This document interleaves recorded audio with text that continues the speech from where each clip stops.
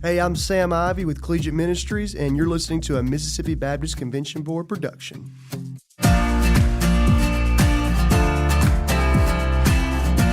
All right. We are in a fun place today. We find us at Central Hills Camp here near Kosciuszko. This is one of the two Mississippi Baptist camps, and there's a little bit of noise in the background because we are in the dining hall. Have that correct? Where we are now eating lunch. Just the east or the west dining hall? It's the bigger one, right? I was asked that when I came in here. I said, I don't know, the bigger one. And there's a table next to the fireplace that we were looking at. The meteorologist knew which direction we were. I think this is the east. I mean, we're in the middle of a bunch of trees. Are we in the west? Man, missed it. Yeah. All right. Well, who's at the table with us, John? Yep. So we're glad to have Andrew Chesteen with us today. Andrew is the pastor at First Baptist Church New Albany, and is also the chairman of our executive committee, and so we'll get into those conversations in just a little bit. But Andrew, glad you're here. Tell us a little bit about yourself, history, where you been. You start before Blue Mountain or after Blue Mountain, but where you been, where you are. Yeah, man, I'm glad to be here. Thank you, guys. I listen to you every week. Listen to the podcast. So I appreciate you guys. Yeah. I'm from Winona, Mississippi. Grew up at First Baptist Church, Winona. Yeah. I married Audra Woods. She was grew up in Duck Hill, Mississippi. And went to Kirk Academy. And we've been married now 10 years this past August. We have a daughter, Selah Joy, who will be 7 this week, and a son, Drew, who just turned 4. And we've been in New Albany now for 5.5 years. We moved there in June of 2019. Prior to that, I was the pastor at Tiplersville Baptist Church. It's about 6 or 7 miles south of the Tennessee border on Highway 15 in Tippah County. And we were there for 4 years, almost to the day. And before that, I was a college student at Blue Mountain, what is now Blue Mountain Christian University, and went to Meridian Community College before that. Did you really? Yeah. Played baseball for a year at Meridian. Okay. Surrendered to the ministry while I was a freshman there, and went to Blue Mountain to study. Interesting. Yeah. Where'd you go to church when you were in Meridian? Well, part of your testimony. Yeah, I went to the BSU. Did you? And, okay. John didn't even do that. Yeah. There you go.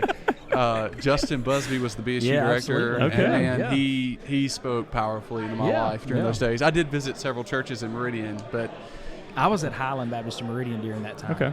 Really? Okay. When Busby, we visited Northcrest. Pastor's right there. Yeah, Wade's behind us. Visited Northcrest. Visited Faith. Yeah, absolutely. Yeah. And but most Sorry, of the I didn't mean time, to put you on the spot. No, it's okay. It's okay.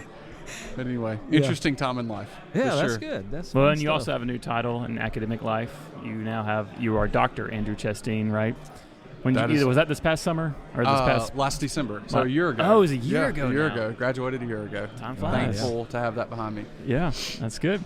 So you've been in New Albany for a little bit. You've been involved in Mississippi Baptist life for a long time now, which is great to hear about this. But let's talk about New Albany a little bit. I know you're very familiar with that area of the state, and we love hearing from different pastors about ministry across the state because obviously we have our different regions. It's great. We have the beaches in the South Mississippi. We have DeSoto County. It's blowing up population-wise near Memphis, and then the Delta and so forth. But what's the sweet spot in Northeast Mississippi? I feel like there's really good things happening in that area of the state.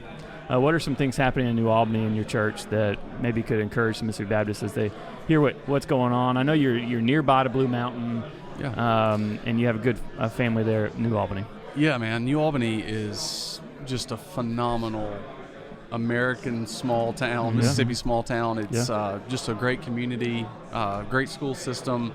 It's really a wonderful place to be raising a family. And we're 25 miles from Tupelo, about 40-minute drive from Oxford to the west. And so it's a really great place to be. First Baptist Church is a 185-year-old church. Yeah. And we just are grateful to be there. We've got awesome opportunities to minister in a small town. We try to get engaged with the school and with the community. Like last night, we had Christmas parade last night, and so we were doing hot cocoa and trying to share the gospel with people and invite them to church and things like that. So just small town ministry. We're in a really good season right now at our church.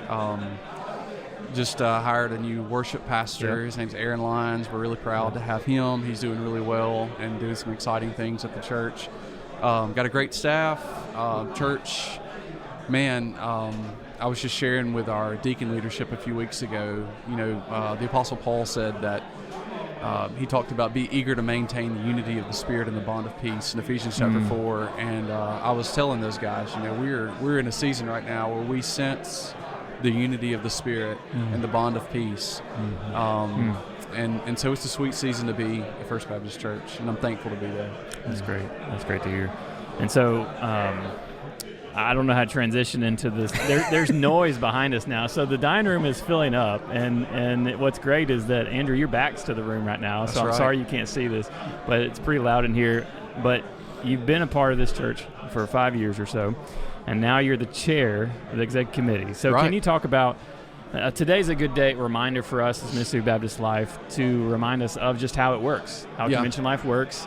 You didn't just plop into the chair. No. Dr. Parker had some great words in the committee meeting this morning just about, his 3 E's, and one of those was, this first one was, you were elected in, you were chosen in by your board members to be in the executive committee. So can you talk about this process? Yeah. So where we started, annual meeting just happened in October. Be glad to. Yep. So I'm assuming if somebody's listening to the Mississippi Baptist Convention Around the Table podcast, they understand something about how the convention works, but maybe not everybody. It's a good reminder, But so the Mississippi Baptist Convention exists for about a day and a half, 36 hours or so. Yeah. I'm sure those feel like 36 long hours for you guys every year. In October. And outside of that, there's the Mississippi Baptist Convention Board, a 100-member board, 82 people, one from each county in the state of Mississippi, and then 18 at-large members that make up the convention board that does the work of the Mississippi Baptist Convention in the interim between the annual meetings. And so I guess this is my 5th year, starting my 5th year on the board. And so about 5 years ago, church, our association, Union County Baptist Association, had a vacancy for the position of board member, and my church member who was present, he nominated me to fill that role. I was glad to do it. Had no idea what I was agreeing to do, but I was glad to do it. And so basically the board meets 3 times a year, maybe 4, but 3 regularly scheduled meetings. And so it's been really cool to get to be a part of it.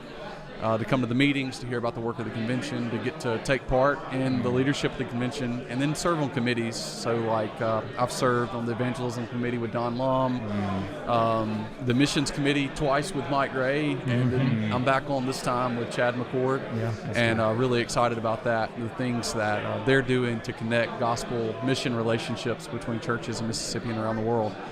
And then served on the budget committee last year. Not the most exciting committee, but a very important committee. And so then out of that 100-member board that's broken up among committees, you have an executive committee, and each year we elect 16 members to serve on that.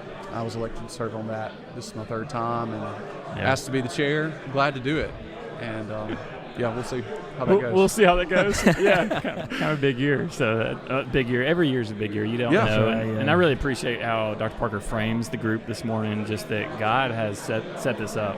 For you guys, you men, to be in the room and to discuss things as they come to the table, whatever those things come about this next year. Well, as Baptists, we believe that God is at work through the priesthood of believers. He's at work in the body, and as we vote and elect, that God's at work in that, doing what he wants to do. And so I really appreciated his affirmation in that. Some people may understand executive committee through the eyes of the Southern Baptist Convention. Southern Baptist Convention has an executive committee, not necessarily representative equally among the states, but they're elected at the convention. And that executive committee, which is really big, does the business of the convention when the convention's not meeting. Ours is has a different layer to it. Ours is the Southern Baptist Convention Executive Committee would be equal to our 100-member board. That's right, yeah. And it's hard to do work with that many people in the room, and so that's the rationale behind those 100 people choosing from among themselves, which happens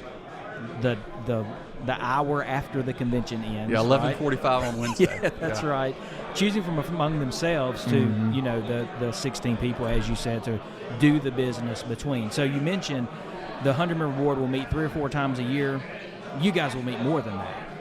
Yeah, 4 or 5 times. Yeah. So usually either like today, the day of the 100-member board meeting, or maybe a week ahead in August, a week ahead in October, things like that. But yeah, we'll meet a few more times, handle issues like hiring personnel. So when at the convention board, like director positions like you guys or consultants are hired for the Mississippi Baptist Convention Board, it comes to the executive committee. We finalize those hires. Yeah.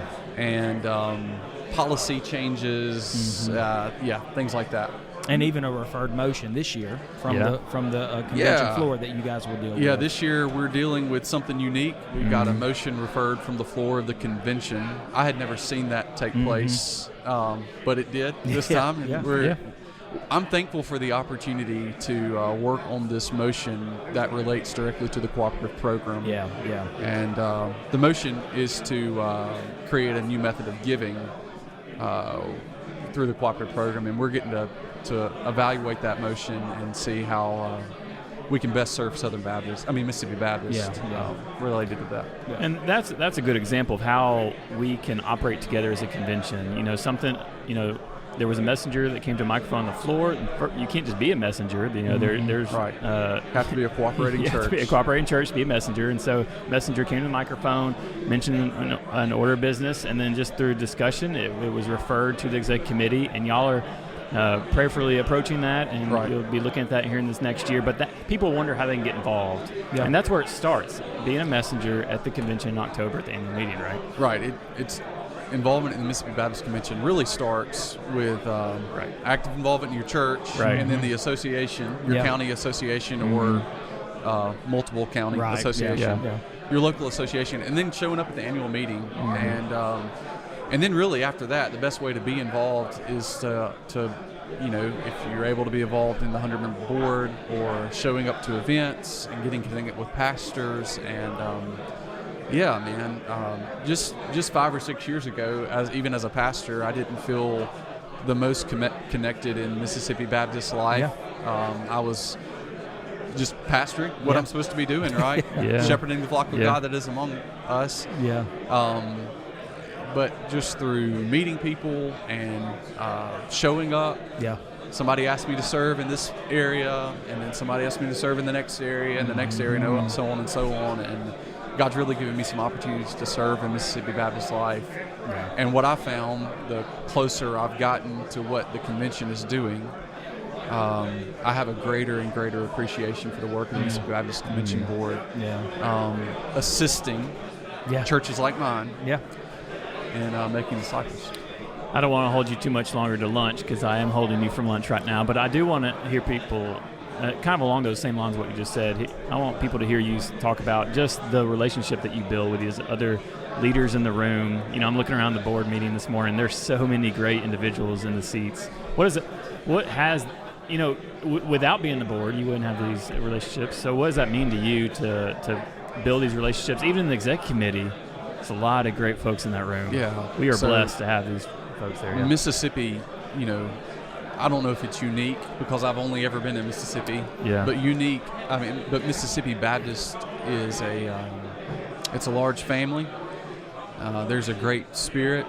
There's a great sense of unity, collegiality, friendship amongst the pastors and the leaders in the Mississippi Baptist Convention. And I've gotten to meet over the last 5 years of serving on the convention board. and just being involved in associations and the work that goes along with that. Gotten to make friends with pastors and other leaders. Like today, Jason Reed from First Baptist Boonville. We met in Tupelo and made this early drive down from Northeast Mississippi to the 8:30 meeting here at Central Hills.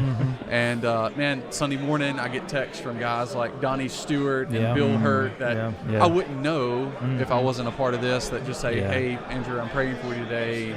And so just getting to meet guys that I can call and talk to about ministry and life, and I've really been able to form a lot of great relationships, and that's just the beauty of the brotherhood we have in Christ and here as part of the Mississippi Baptist Convention. Thanks for saying Good that. stuff. Yeah. All right. And I'm sure John's going to be calling you every week in 2025, Yeah, no, I'm not going to. Not promise. Lots of good things happen in Mississippi Baptist life. I love the chatter in the room behind us. That's just an example of the relationships that are being built here at the board meeting day. So thanks, Andrew. Thanks for driving in early this morning. Absolutely. I think he said, I drove in and saw the sunrise. Was that you that said that? I did say that. And I thought, but I did. Bless your heart, man. Yeah, we did. Just south of Tupelo. It was beautiful. It's fun. Well, good. Always glad to see you, Andrew, and live and in the flesh. So I appreciate guys. you and everything that you do. Thanks. Thanks, folks.